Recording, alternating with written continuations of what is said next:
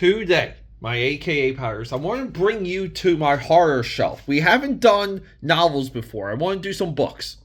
And welcome back to the Saturday presentation. Every single Saturday, I bring you what's been on the tip of my brain throughout the entire week. It's Halloween. We got Halloween coming up on this Thursday. And I said, hey guys, I know we talk about comic books. We have the movie podcast. But what about just books? You know, you guys always send me questions about these books. Let's talk my horror shelf. Mostly Stephen King, mostly Clive Barker. We got some in between. We got some Stephen King books I do want to express some opinions on and focus on. And I do have to say this, AKA Powders, I do not follow Stephen King on any social media. I did at one point. At one point I thought it was important because he's so impactful. But his politics, the guy's a loon, just couldn't do it. And yes, we're supposed to separate the artist from the work, but that's not Twitter. Twitter is literally people's consciousness poured from their heads into social media. I do want to say this. I get it. You may not agree with Stephen King, but we have a lot to learn from him. And we have a lot to continuously learn from his work. So, with all of that said, guys, let's hit that drawing table. I want to showcase a couple Stephen King books, some Clive Barker, and some in-betweens. Let's go.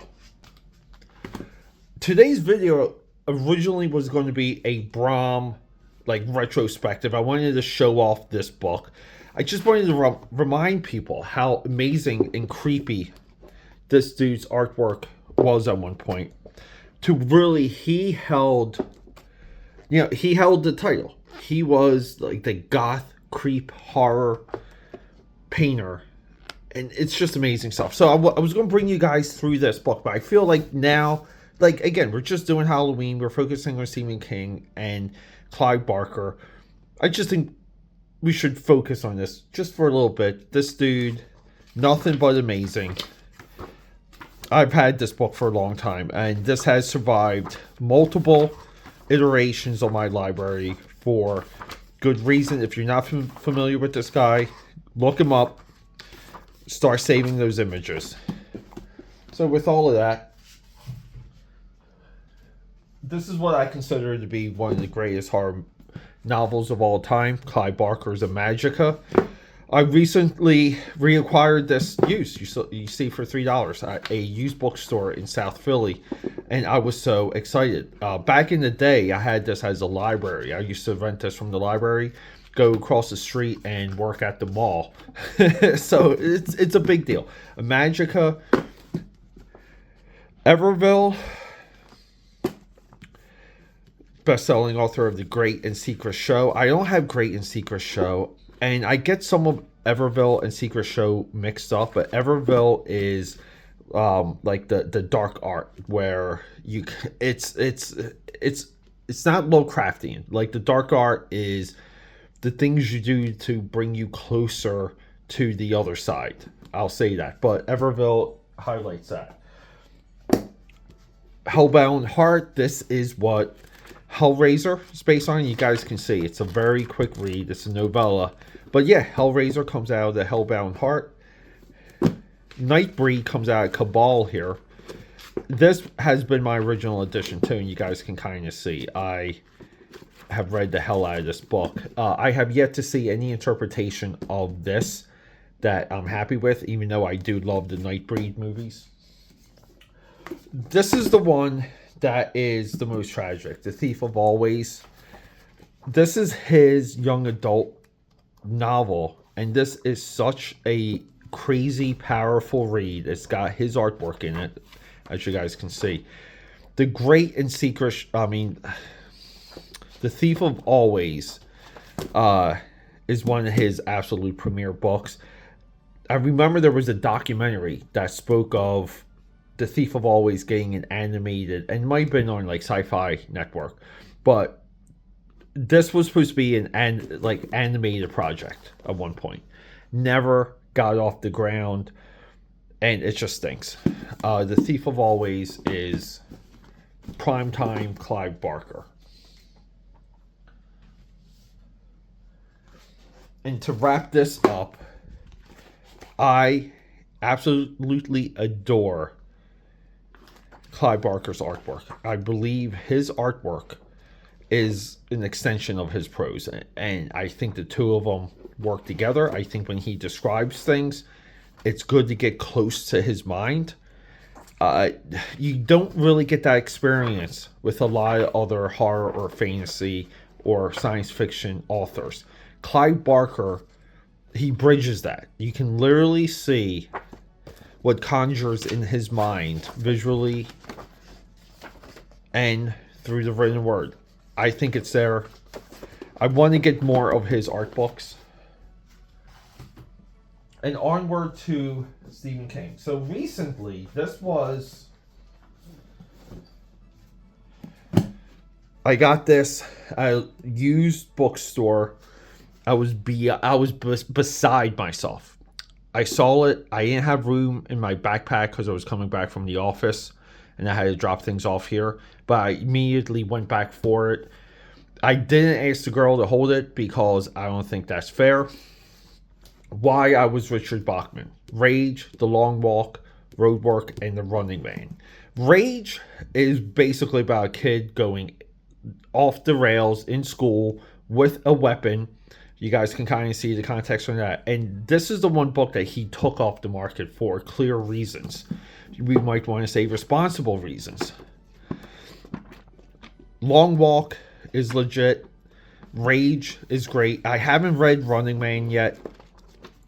And I love the reasoning. The reasons why he's Richard Bachman, which he talks about in here. So it's just good stuff. This book, I think I got it for $11. This is like kind of like $50 to $100 depending on hardback or paperback on eBay. I think when we get into Stephen King, we start here. So from Bachman, we kind of go into the books. And Carrie here, and this, I think this is a first edition. Most of the ones you're about to see are first editions. To how much of, and I read this one so quick. This reads almost as like official medical documentation.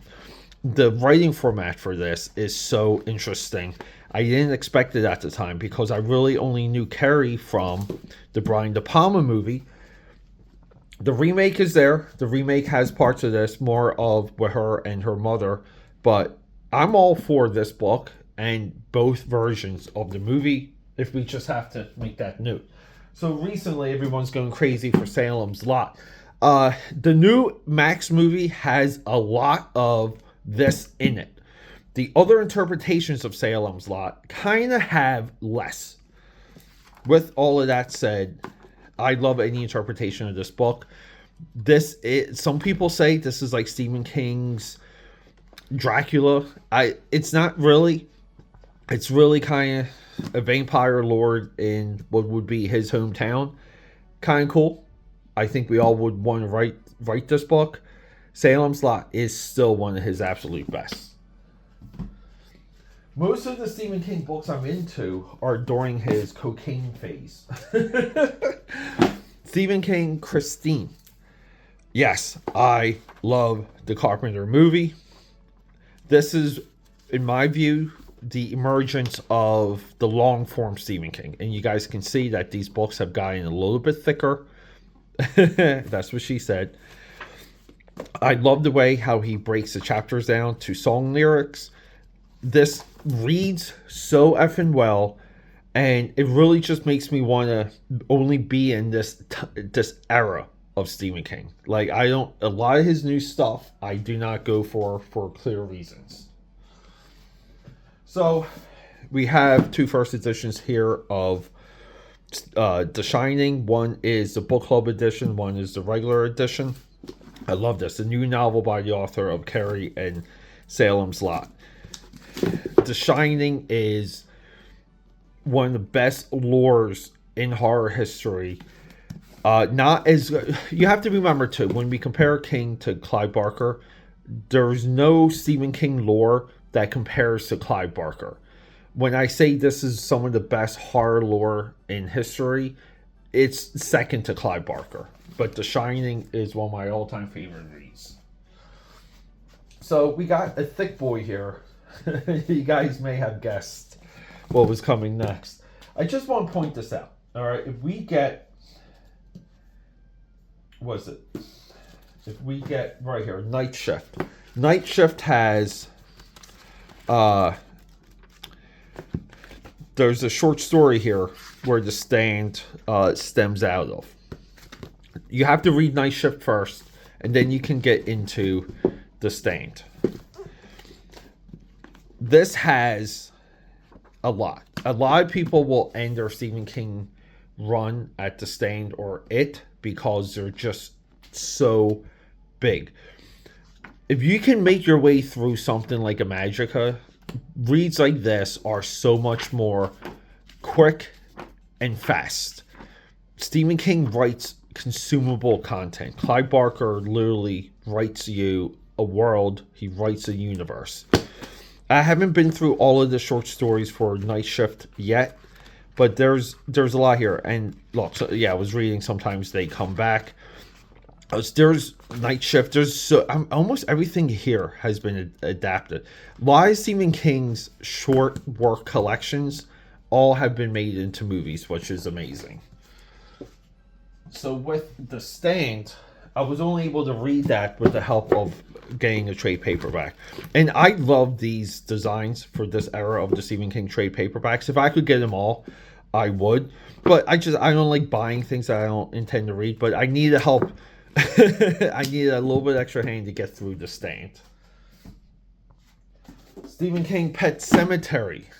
One of his all-time straight up ideas. This is another one that reads so effing fast. I dig it, and I love this, the sequel movie, and the newer one, which came on Peacock. What might be called like Pet Sematary Bloodlines.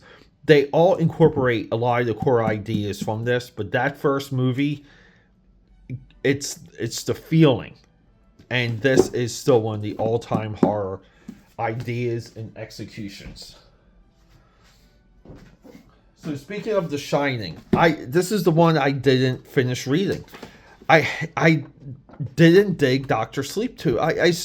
This is just one of those things. I didn't want to know more about The Shining. I just didn't. And I thought I did, and I don't know. I think the movie is so much better than what we have here. That's the only thing I have to say about Dr. Sleep. What people consider his Lord of the Rings, The Dark Tower. My buddy Ben, he lent me the trade paperback, and I think I accidentally let someone else take that home.